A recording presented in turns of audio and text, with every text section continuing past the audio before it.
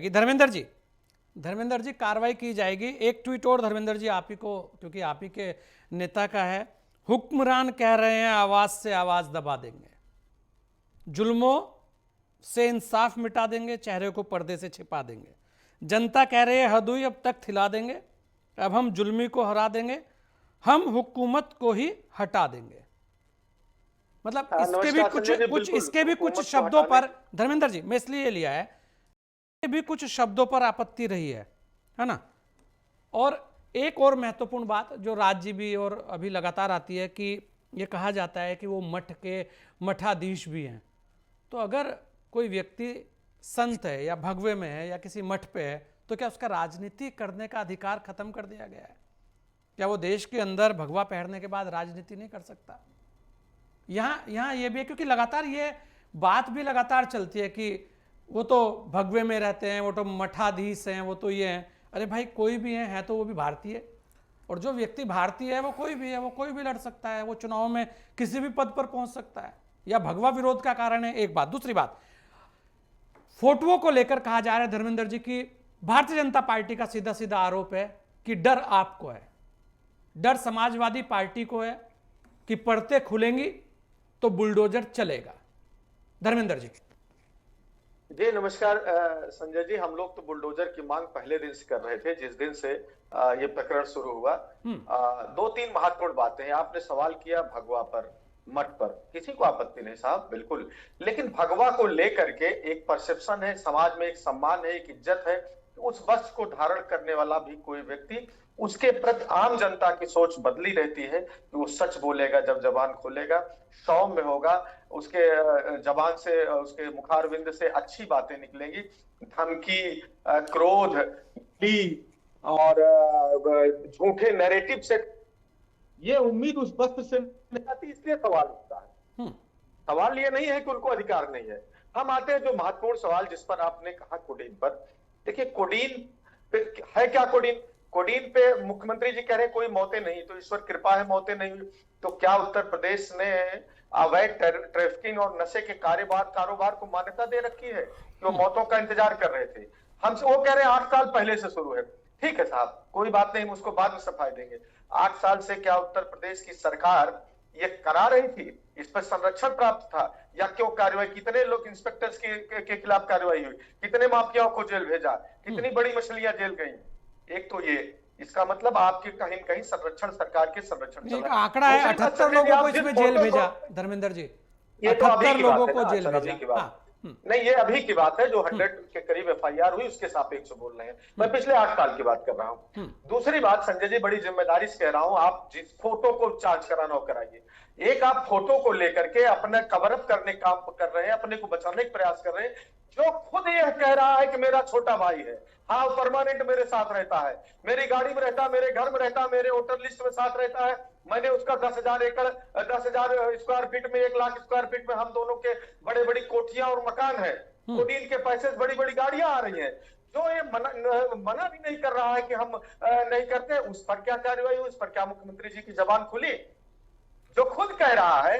दूसरी बात, आप इसी से अंदाजा लगा सकते हैं कानून व्यवस्था की, मुख्यमंत्री जी के इकबाल की, कि तमाम उत्तर प्रदेश के माफिया खुलेआम कह रहे हैं नहीं मैं बड़ा वाला माफिया हूं, वो कह रहा नहीं मैं बड़ा वाला माफिया हूं, मैंने इतने मर्डर करा दिए, कोई कह रहा मैंने इतना बड़ा कांड करा दिया है, मेरे सामने वो माफिया कुछ नहीं है। तो आप उत्तर प्रदेश की जमीनी हकीकत को इन्हीं बयानों से आप सच कर सकते हैं।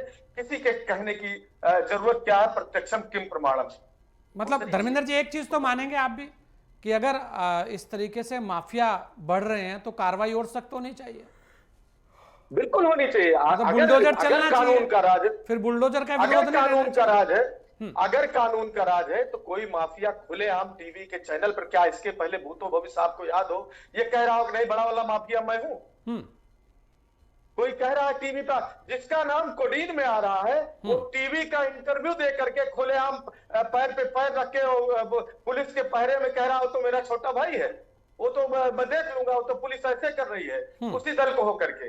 देखिए ऐसा है कि जो या तो दो चीजें हैं, माननीय मुख्यमंत्री जी बताना चाहते हैं दिल्ली सरकार अगर जांच कर रही है उसमें नाम आ रहा है तो या तो ये लड़ाई इस नाते बच रहे हैं, और या तो मुख्यमंत्री जी का इकबाल खत्म हो गया है। वो चिन्हित रूप से जो हम लोग कहा करते थे लगातार कि कार्रवाई कर रहे हैं जात के आधार पर, धर्म के आधार पर, लोगों के फेक नैरेटिव के आधार पर।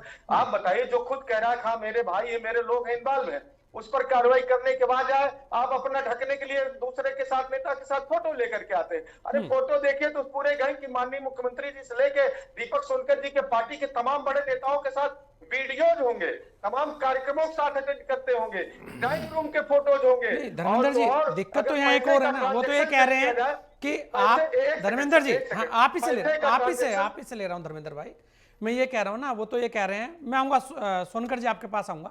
धर्मेंद्र जी, वहां तो ये कहा जा रहा है क्योंकि आपने अपनी छवि ऐसी बना रखी है, इसलिए आपके फोटोओं पर लोगों को ज्यादा विश्वास हो जाता है। भाई ये तो आपका दर्द होना चाहिए, क्योंकि लगातार यही कहा जाता है। देखिए, जंगल राज की बात आती है या गुंडे की बात आती है या विरोध, ऐसी बातें आती हैं कि जहां पर अपराधी पनपते हैं। ये सारी छवि जो है वो 21 ओर इशारा करती है हर बार। भारतीय जनता पार्टी कहती है कि सपा की तरफ इशारा करती है। तो इसलिए सारे माफिया इस समय कहां हैं वो देख लीजिए। और मैं कह रहा हूं कि दुनिया के किसी कोने में मनी लॉन्ड्रिंग का मुकदमा ईडी देख लेती है, 1 घंटे में निकाल देगी कि उसका सिंगापुर में इन्वेस्टमेंट है कि दुबई में इन्वेस्टमेंट है कि यूके में इन्वेस्टमेंट है। और ये कोडीन में यही बनारस से लेकर लखनऊ तक में हजारों करोड़ का ट्रांजैक्शन हुआ, तमाम लोग वो नहीं निकाल पा रहे क्या? बड़ी बड़ी गाड़ियां आ रही, बता रहे कोडीन के पैसे गया है, अब तक क्यों नहीं निकाल के सामने रख दिया उत्तर प्रदेश की एसटीएफ, ईडी, सीबीआई और जो भी संस्थान है? इसका मतलब ये बचाना चाहते हैं। तो धर्मेंद्र भाई, ये जानकारी है आपके पास कि बड़ी गाड़ियां और बड़ी बड़ी चीजें कोडीन के पैसे से आई हैं? ये दीजिए सरकार को, दीपक जी भेजेंगे सीएम साहब के पास, आप दीजिए इन्हें डाटा। कह रहे हैं नहीं, हम तो डाटा हम दे, हमको इन्वेस्टिगेशन एजेंसी बना दीजिए। कल दूध आप दावा कर रहे हैं, मैं इसलिए कह रहा हूं। हाँ, आप जो दावा कर रहे हैं, मैं दीपक जी को कह रहा हूं, इनको दीजिए कुछ जो दिख रहा है। दीपक जी को मैं बता रहा हूँ, 1 घंटे काम इनका, अभी निकाले बनारस में जहां से एलसी और बड़ी गाड़ियां आई है वहां से निकालने किसके पैसे से आई है, कहां से पैसा ट्रांजेक्शन हुआ है, तो एसआईटी अभी दे देगी। हो सकता है हम झूठ बोल रहे हो, सामने रखते। मैं दीपक भाई आऊंगा आपसे 10 सेकंड में पूरा जवाब देंगे, अभी बहुत समय है। संजय जी, दूसरी बात मैं बड़ी विनम्रता से कह रहा हूं, जो खुलेआम कह रहा है, ये सारे लोग जो हैं, वो शुभम जायसवाल जो दुबई से बाकायदा वीडियो जारी कर रहा है, कैसे दुबई गया सरकार की नाक के नीचे से, उसको लेकर के अंतिम व्यक्ति जो गिरफ्तार हुआ उसको जो कह रहा है, मैं कह रहा हूं मेरा छोटा भाई है और ये सब कर रहा है, मैं देखूंगा कैसे क्या है, तो मुझ पर कार्रवाई करने के बाद संजय गिरी साहब तो फोटो खोजू। अरे मैं स्वीकार कर रहा हूं, आप क्यों नहीं कार्रवाई कर रहे हैं? यही बता दें किस लिए नहीं कर रहे हैं कार्रवाई, करेंगे कि नहीं करेंगे? क्या उनको बचाने के लिए पूरा प्रदेश देख रहा है कि नहीं? तमाम बड़े लोगों को, बड़ी मछलियों को बचा करके ये छोटी मोटी कार्रवाई करके इसको डाइल्यूट करने का प्रयास मुख्यमंत्री जी कर रहे हैं, नहीं कर रहे? दीपक जी बोलिए, अभी बोलिए आप, बस 1 सेकंड। ये कौन सा डाटा ले आए कि एक भी नशे से मौतें नहीं हुई? कल तो आप कह देंगे कि ये जो कोडीन से मौत नहीं हुई, बात नशे की नहीं हो रही है धर्मेंद्र जी, बात हो रही है कि इस कोडीन सिरप से। अब वो मैं कह रहा हूँ, कोडीन की 2 बातें हैं। एक होता है खांसी, 5 second Deepak ji, 5 second, only 5 second. एक होता है कि डॉक्टर्स के प्रिस्क्रिप्शन पे आपके खांसी की दवा के रूप में कोडीन का इस्तेमाल। दूसरा होता है, उस पे एक नार्स है, इतने से अधिक उसमें कोडीन की मात्रा नहीं होनी चाहिए। उसमें फेक फैक्ट्री से बड़े पैमाने पर नशे के लिए कोडीन का निर्माण, उसकी ट्रैफिकिंग, धर्मेंद्र जी, यही तो है धर्मेंद्र जी, मैं कह रहा हूं कि इसका जो नेटवर्क है, ये कोडीन कोई ऐसा नहीं है कि कोडीन कोई दवाई नहीं है, ये नहीं डल रही, ये ऐसा नहीं है, इसकी मात्रा का खेल है खाली। और यहां से लेके दुबई तक पूरा का पूरा एक गैंग सक्रिय हुआ, जो अब धीरे धीरे करके खुल के सामने आ रहा है। एक बड़ा गैंग उसके पीछे चल रहा था।